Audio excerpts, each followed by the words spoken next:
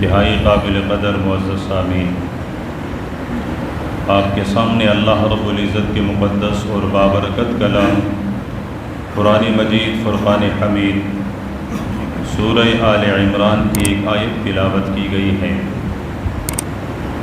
جس میں رب کائنات نے 4 اصول ذکر فرمائے ہیں۔ پہلا قانون اور اصول یہ ذکر فرمایا کہ کل نفس ذائقۃ الموت، ہر انسان، ہر روح والے کو موت کا مزہ چکھنا ہے۔ جس چیز کے اندر روح ہے اس روح پر ضرور ایک دن فنا آئے گی، وہ روح جسم سے پرواز کرے گی اور اس پر موت واقع ہوگی۔ دوسرا قانون ذکر فرمایا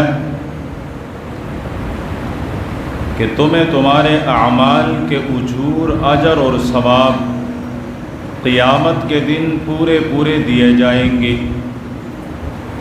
جو تم اعمال کرتے ہو ان اعمال کے اجر میں، ثواب میں تمہارے ساتھ کوئی ظلم اور زیادتی اور ناانصافی نہیں ہوگی۔ تیسرا قانون ذکر ارشاد فرمایا کہ جو انسان جہنم سے بچ کر جنت میں داخل ہوا تو وہ حقیقی کامیابی کے ساتھ کامیاب ہے۔ بڑی کامیابی اور حقیقی کامیابی یہ ہے کہ انسان جہنم سے بچ کر جنت کا مستحق بن جائے۔ اور چوتھا قانون فرمائے کہ دنیا کی زندگی حقیقت میں دھوکے کا سامان ہے، اس پر انسان دھوکہ کھا رہا ہے، اس پر انسان دھوکہ ہو رہا ہے، اس کی حقیقت کچھ اور ہے، دکھتا ہوا چہرہ کوئی اور ہے۔ اب اس آیت کریمہ میں اللہ رب العزت نے جو 4 قوانین ذکر فرمائے ہیں، اگر کسی مسلمان نے قرآن پاک کے ان قوانین سے رہنمائی حاصل کی تو وہ کامیاب اور کامران ہے، اور جس نے قرآن پاک کی ہدایت اور قرآن پاک کی رہنمائی کو پس پش ڈالا وہ دنیا اور آخرت میں ناکام ہے۔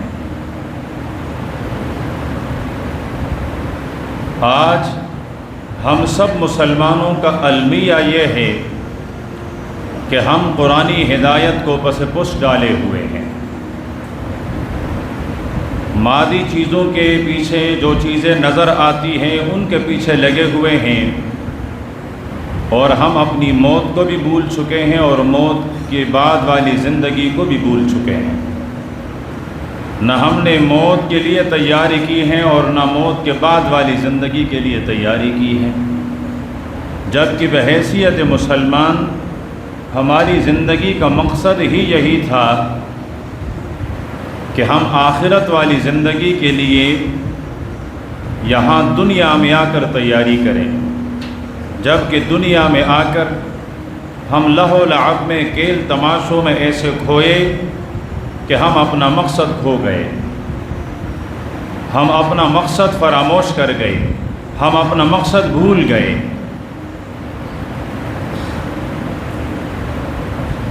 اور اس مقصد کی نشاندہی کے لیے پہلی بات اللہ رب العزت نے ارشاد فرمائی کہ جس زندگی پر تو اترا رہا ہے، غرور کر رہا ہے، تکبر کر رہا ہے، اس زندگی کا سورج کسی نہ کسی دن ضرور غروب ہونا ہے۔ اور یہ ایسی حقیقت ہے جو ہم نے 1-2 دفعہ نہیں کئی دفعہ دیکھا۔ ہمارے سامنے ہمارے والدین، ہمارے بہن بھائی، ہمارے رشتہ دار، ہمارے دوست و احباب، ان کے روحیں پرواز کرتی رہی، ہم دیکھتے رہے، ان کا جسم لاشا بنتا رہا، ہم دیکھتے رہے، ان کو ہم کفن پہناتے رہے، ان کو ہم دفناتے رہے، یہ تمام معاملات ہم دیکھتے ہیں، لیکن اس کے باوجود بھی اس حقیقت سے غافل ہیں جو اللہ پاک ارشاد فرماتے ہیں کہ کل نفس ذائقۃ الموت، کہ ہر انسان کو، ہر نفس کو، ہر روح والی چیز کو موت کا مزہ ضرور چکھنا ہے۔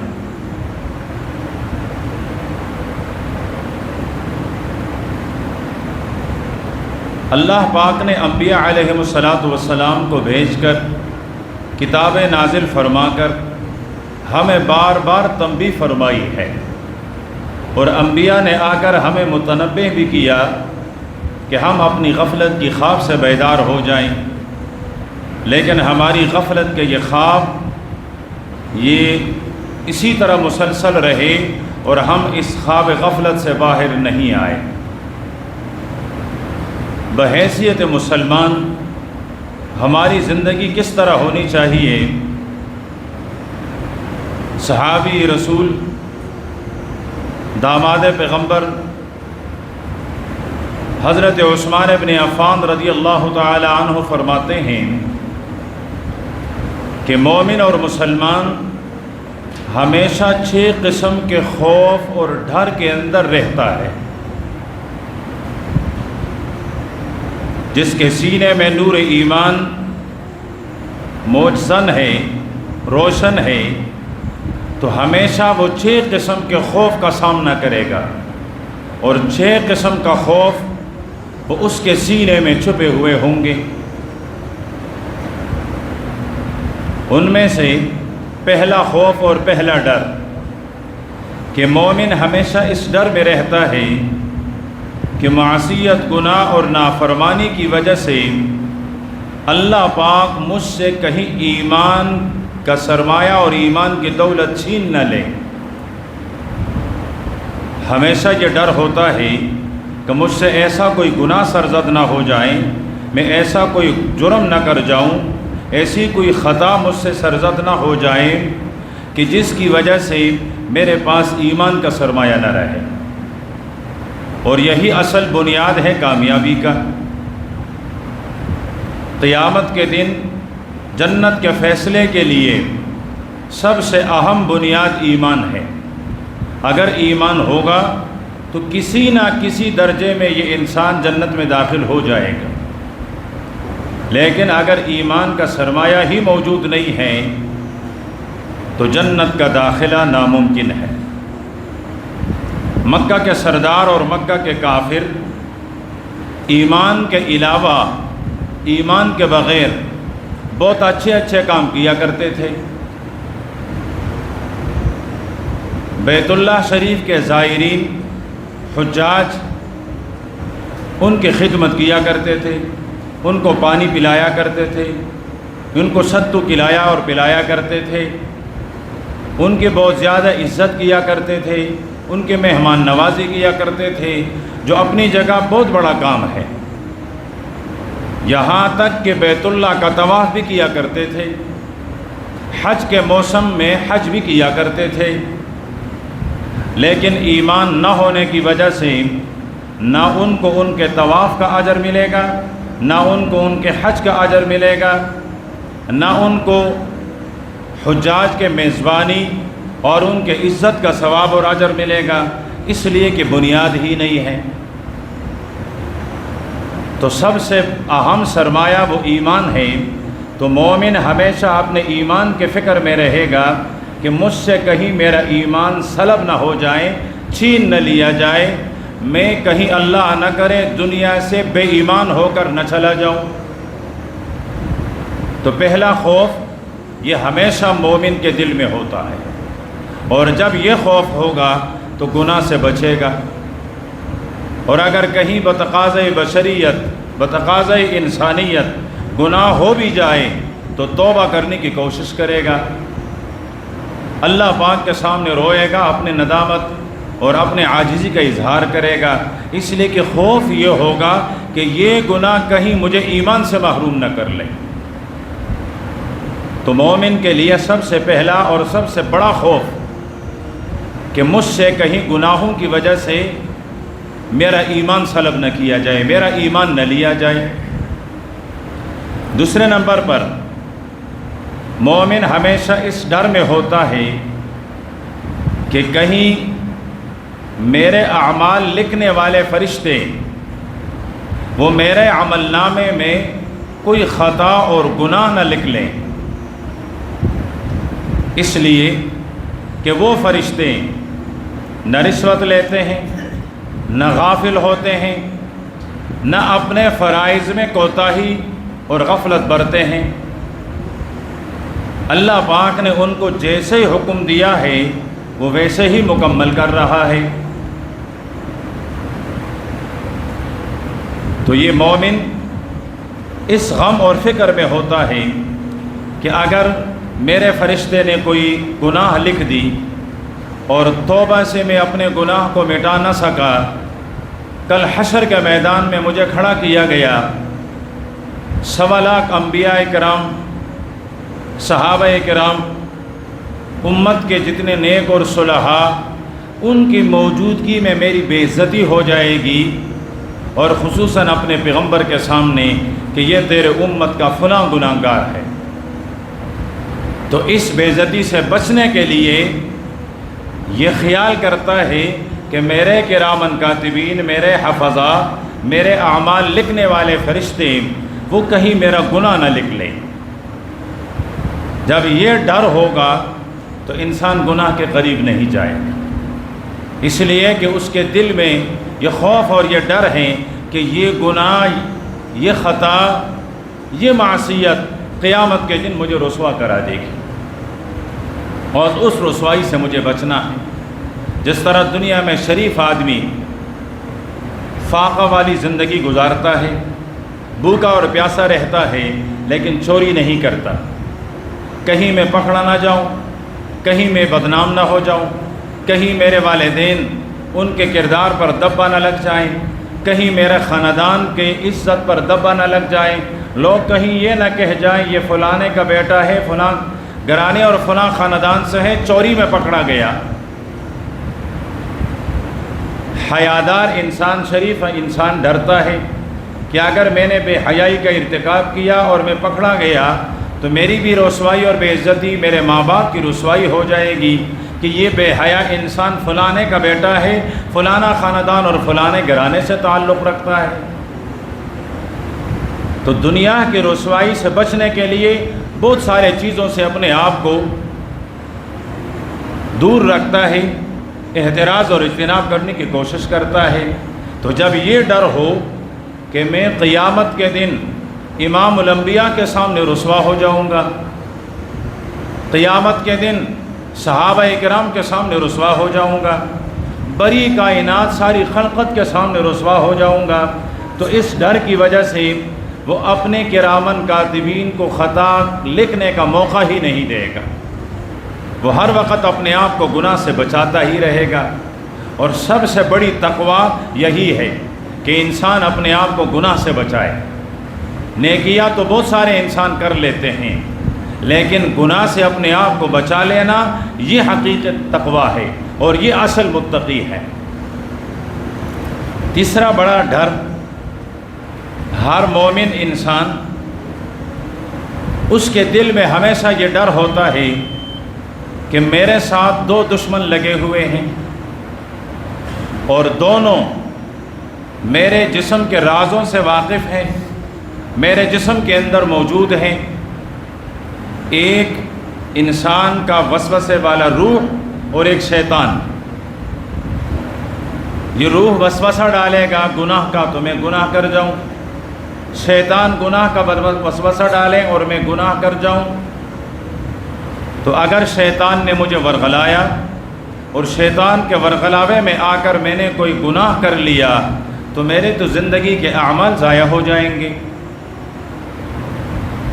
جس کو اتارتے ہوئے اللہ پاک نے ارشاد فرمایا انسان ان الشیطان لکم عدو فاتخذوہ عدوا، تیرا اور کوئی دشمن نہیں، شیطان تیرا حقیقی دشمن ہے، اسے اپنا دشمن سمجھ لیں، اسے اپنا دشمن جان لیں۔ روز اول سے اللہ پاک نے ہمیں تنبیہ فرمائی ہے کہ دیکھیے شیطان تمہارا دشمن ہے، اس شیطان دشمن سے بچتے رہیے۔ اب ہم آگ سے تو بچتے ہیں، سانپ سے تو بچتے ہیں، اسلحے سے تو بچتے ہیں، زہر سے بچتے ہیں، کیوں؟ وہ ہماری زندگیاں ختم کر لیتی ہیں۔ لیکن شیطان سے دوستی لگا رکھی ہے، جب کہ وہ ہماری دنیا بھی برباد کر رہے ہیں اور وہ ہماری آخرت بھی برباد کر رہا ہے۔ وہ دنیا کا بھی دشمن، وہ آخرت کے بھی دشمن، یہاں تک کہ وہ میری پوری انسانی نسل کا دشمن ہے، لیکن اس سے میری دوستی ہے، اس سے میں دشمنی نہیں رکھ رہا۔ تو فرمایا کہ تیسرا بڑا خوف اور ڈر، کہ انسان اس ڈر میں مبتلا ہو، اس خوف میں مبتلا ہو، ہمیشہ یہ ڈر رہا ہو، ہمیشہ یہ خوف موجود ہو کہ کہیں شیطان مجھے ورغلا کر میرا عمل ضائع نہ کروا دے۔ جب یہ ڈر موجود ہوگا تو انسان شیطان سے پناہ مانگے گا۔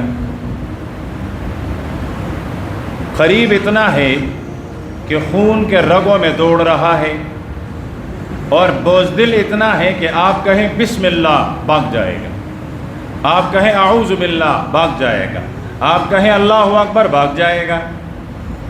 اللہ پاک نے اس کو بھگانے کے لیے جو ہمیں ہتھیار عطا فرمائے ہیں وہ بڑے آسان ہیں۔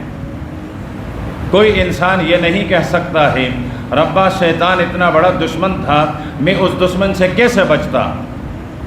تو اللہ پاک نے بچاؤ کے لیے، حفاظت کے لیے ہمیں ہزارہا طریقے بتلائے ہیں کہ ان میں سے کوئی بھی طریقہ اختیار کرتے ہوئے ہم شیطان سے بچ جاتے ہیں۔ چوتھا بڑا خوف، انسان مومن ہمیشہ اس ڈر میں رہتا ہے کہ میرے موت کا وقت تو معلوم نہیں، موت تو کسی وقت بھی آ سکتا ہے، بچپنے میں آ سکتا ہے، لڑکپنے میں آ سکتا ہے، جوانی میں آ سکتا ہے، بڑھاپے میں آ سکتا ہے، غریب کو بھی آنا ہے، مالدار نے بھی موت نے آنا ہے، دن میں بھی آ جاتا ہے، رات میں بھی آ جاتا ہے، اچھے حالت میں بھی آ جاتا ہے، بری حالت میں بھی آ جاتا ہے۔ کتنے سارے لوگ سجدے کے اندر روح پرواز کر جاتے ہیں، کتنے ساروں کی زندگی کے چراغ شراب خانوں کے اندر گھل کر دی جاتی ہے، کسی گناہ کا ارتکاب کرتا ہوا زندگی ساتھ چھوڑ جاتی ہے، وقت معلوم نہیں۔ ہاں یہ فیصلہ ہے کہ کل نفس ذائقۃ الموت، ہر روح والی چیز کو موت کا مزہ چکھنا ضرور ہے، موت آئے گی ضرور۔ کب آئے گی؟ جو اس کا مقررہ وقت ہے اس مقررہ وقت پر آئے گی، جس حال میں مقرر ہیں اس حالت پر موت آئے گی۔ اب انسان اس ڈر میں ہے کہ کہیں میرے پاس موت کا فرشتہ آئے اور میں غافل ہوں، غفلت کی حالت میں میری روح پرواز کر جائے، میرے پاس موت کا فرشتہ آئے اور میں بے نمازی ہوں، میرے پاس موت کا فرشتہ آئے اور میں نشے میں ہوں، میرے پاس موت کا فرشتہ آئے اور میں بے حیائی کا ارتکاب کرتا ہوا مر جاؤں، مردار ہو جاؤں، میرے پاس موت کا فرشتہ آئے اور میں دین سے غافل ہوں، میرے دل میں دین کا کوئی فکر ہی نہ ہو اور اس بے فکری میں موت آ جائے تو میرا کیا بنے گا؟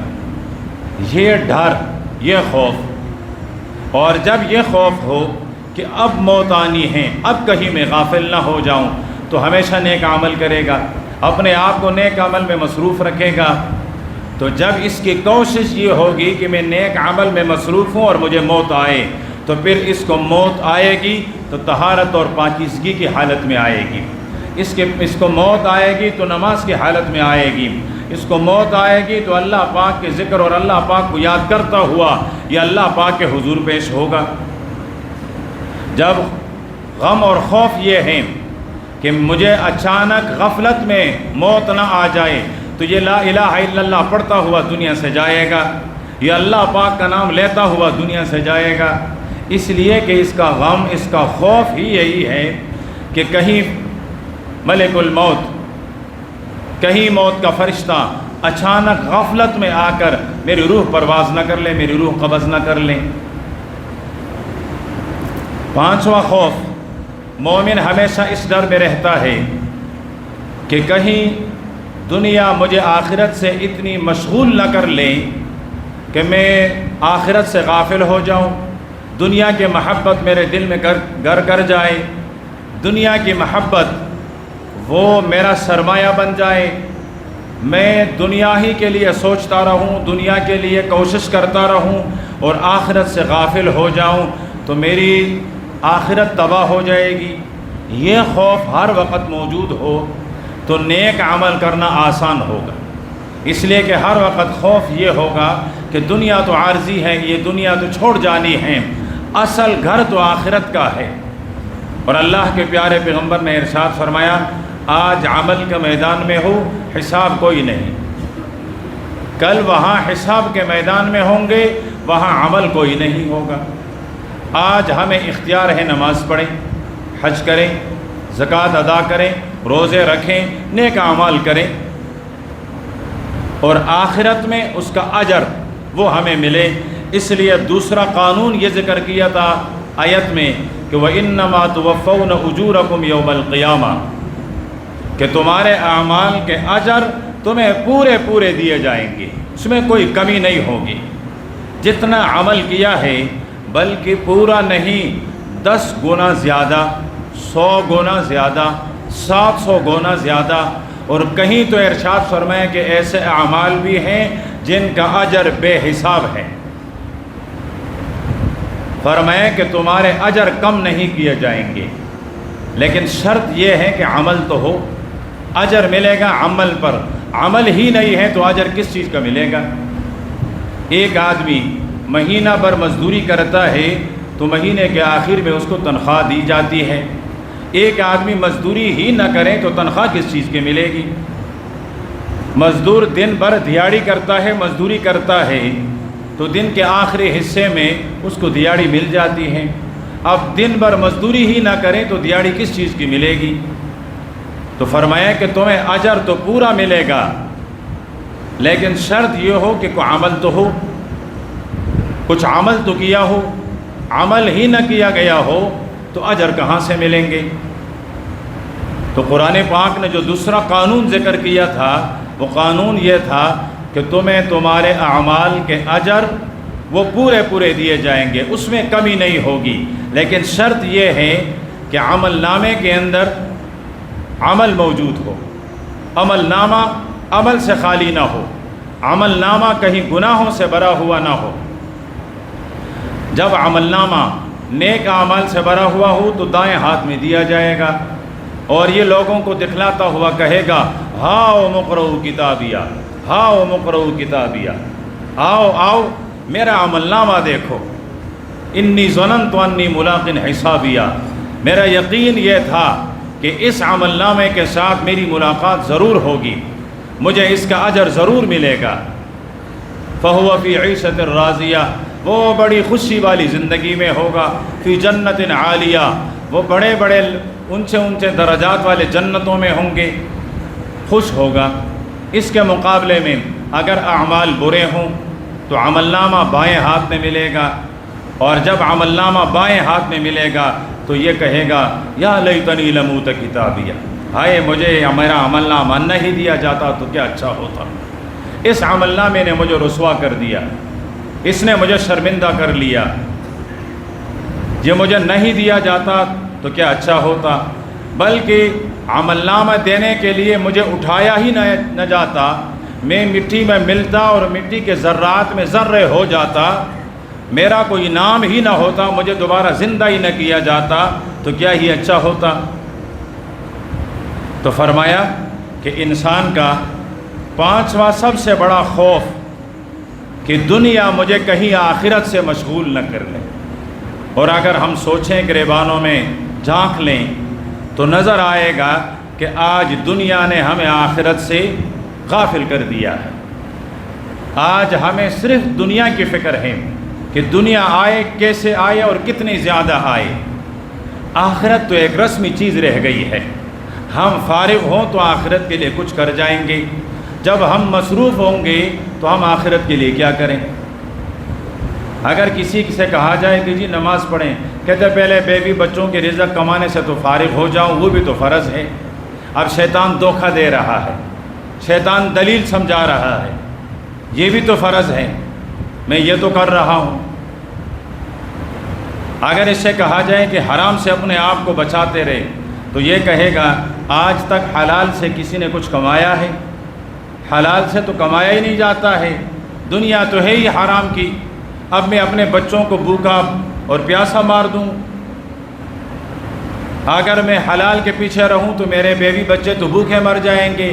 اب شیطان نے یہ فلسفہ اس کے ذہن میں بٹھا دیا، ورنہ کتنے سارے مومن ہیں جو حلال کماتے ہیں، زیادہ کماتے ہیں، سکون کے ساتھ کماتے ہیں، سکون کے ساتھ زندگی گزار رہے ہیں۔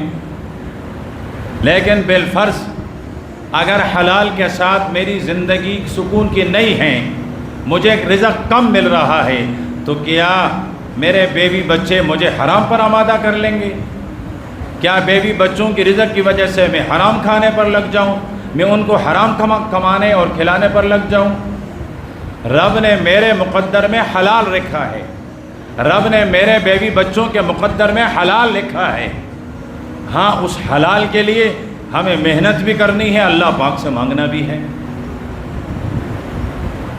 تو دنیا نے ہمیں اتنا مشغول کیا کہ ہم اپنی آخرت کو بھول گئے۔ تو مومن کا پانچواں سب سے بڑا خوف وہ یہ ہوتا ہے کہ دنیا مجھے میری آخرت سے غافل نہ کر جائے۔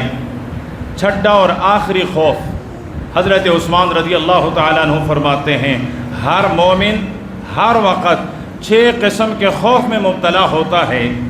تو چھٹا خوف یہ ہے کہ میرے اہل و عیال، میری اولاد، میری بیوی، وہ مجھے کہیں دنیا میں مشغول کرا کر اللہ کے ذکر سے غافل نہ کر دیں، کہ میں ہر وقت اس فکر میں ہوں میری بیوی، ہر وقت یہ فکر ہے میری اولاد، اور میں اپنے پیدا کرنے والے خالق کو بھول جاؤں، میں اس کی عبادت کو بھول جاؤں، میں اس کے فرائض کو بھول جاؤں۔ تو مومن بندہ ہر وقت اس خوف میں ہوتا ہے کہ بیوی بچوں کی ذمہ داریاں اپنی جگہ، لیکن اللہ پاک نے ارشاد فرمایا انما اموالکم و اولادکم فتنہ، یہ تمہاری مال، یہ تمہاری اولاد، یہ تمہارے لیے امتحان ہے، تمہیں آزمایا جا رہا ہے کہ کیا ان کے محبت میں اتنے مستغرق ہو جاؤ کہ خالق سے روگردانی اور اعراض کر جاؤ؟ کہیں بیوی بچوں کی محبت اتنی زیادہ ہو جائے کہ خالق کی محبت دل سے نکل جائے، اللہ پاک کی عظمت دل سے نکل جائے۔ یہ خوف اور یہ ڈر ہر وقت ایک ایمان والے کے دل میں رہتا ہے۔ تو جب یہ 6 قسم کے خوف اس کے ساتھ انسان اور مسلمان زندگی گزارتا ہے تو اعمال بھی برابر ہوں گے، ایمان بھی دل کے اندر مسلسل وہ اپنی حلاوت اور اپنی حرارت کے ساتھ زندہ رہے گا، اور موت بھی آئے گی تو ایمان کے ساتھ آئے گی۔ اور جب موت ایمان کے ساتھ موت آئے تو ایمان موجود تھا، تو قرآن پاک نے اگلا قانون ذکر کیا فَمَنْ زُحْزِحَ عَنِ النَّارِ وَأُدْخِلَ الْجَنَّةَ فَقَدْ فَازَ، جو جہنم سے بچ گیا، جنت میں داخل ہوا، یہ کامیاب ہے۔ اب جنت میں کون داخل ہوگا؟ جس کے پاس ایمان موجود ہو۔ جہنم سے کس کی حفاظت ہوگی؟ جس کے پاس ایمان موجود ہو۔ اور آخری قانون ارشاد فرمایا بندے، دنیا کی زندگی پر غرور نہیں کرنا، دنیا کی زندگی پر اترانا نہیں، دنیا کی زندگی کو اپنا مقصد نہیں بنانا۔ وَمَا الْحَيَاةُ الدُّنْيَا إِلَّا مَتَاعُ الْغُرُورِ، یہ دنیا کی زندگی تو دھوکے کا سامان ہے، یہ دھوکے کا گھر ہے۔ کس طرح کا دھوکہ؟